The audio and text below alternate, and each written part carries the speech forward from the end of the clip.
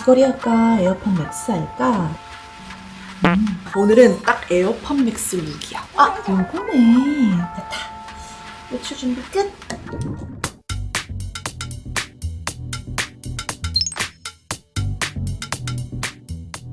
하이 가이스, 권혜고입니다. 제가 에어팟 맥스 첫 리뷰에서 이거를 끼고 밖에 나갔더니 완전 관종 취급 당했다고 영상 올린 거 혹시 기억하세요? 그게 무려 벌써 1년 만이 훨씬 넘었더라고요.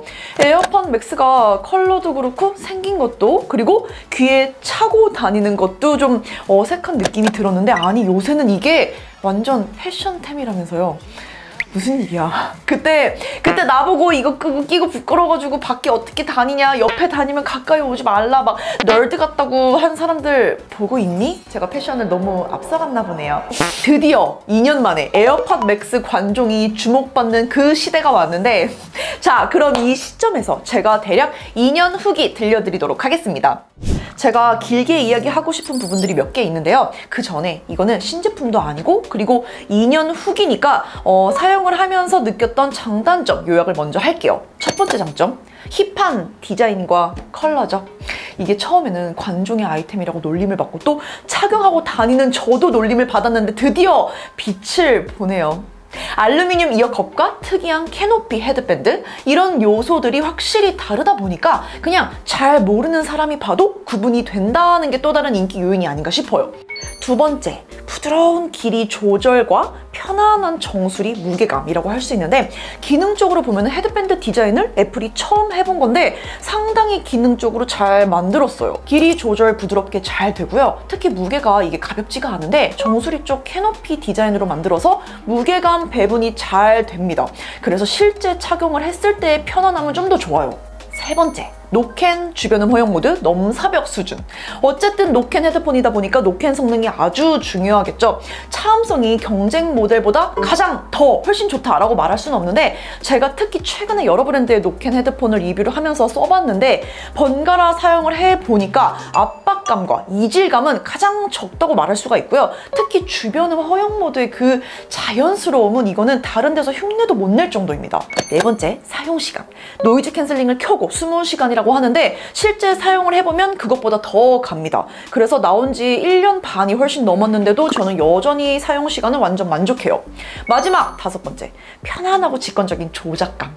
애플워치의 크라운 돌리는 방식이 직관적이면서 또 상당히 조작감이 좋아요. 기존 애플워치 유저라면 더할 나위 없이 편안한 조작감을 느끼게 되는 부분이고요. 단점 첫 번째는 3.5mm 이어폰 잭이 없습니다. 이게 반드시 필요한 경우가 생겨요. 한 번씩 배터리 충전하기가 어려운 경우도 생기는데, 이게 없음으로 인해서 배터리가 만약에 없다면 이 헤드폰은 그냥 그 순간 완전 무쓸모가 되어버리는 거죠.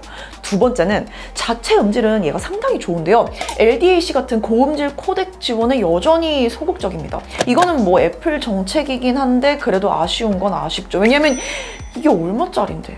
세 번째, 통화 음질은 왜 이런 거죠? 노캔용으로 마이크가 9개나 여기에 들어가 있어요. 근데 통화 음질은 이상하게 다소 떨어집니다. 네 번째, 이게 제일 문제인데요. 스마트하지 않은 스마트 케이스. 보호를 확실하게 하는 것도 아니고, 디자인이 예쁜 것도 아니고, 기능적으로 더 좋은 것도 아니고. 너 뭐니?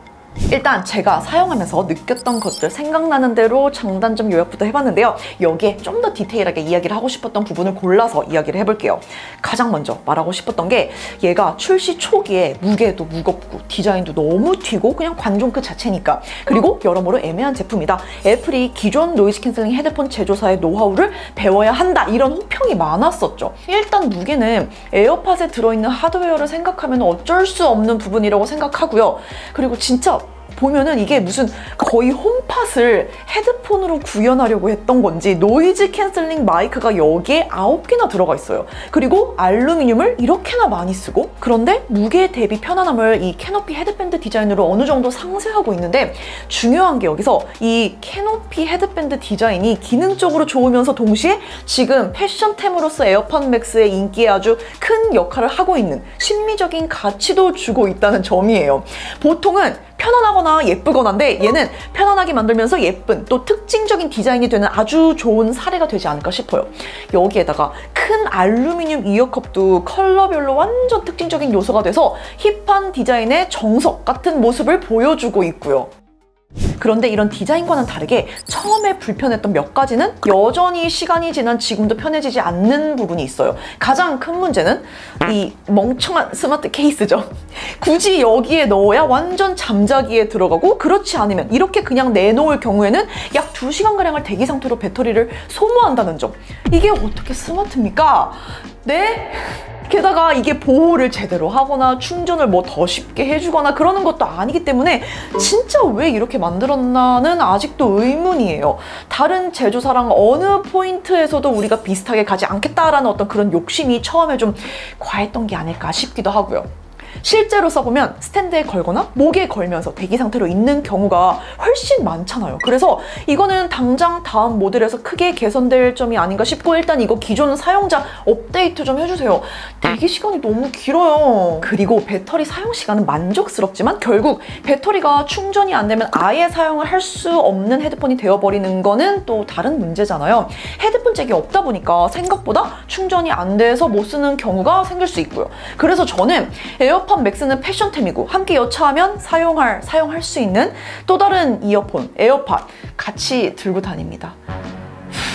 맞아. 패션은 원래 불편한 거랬어.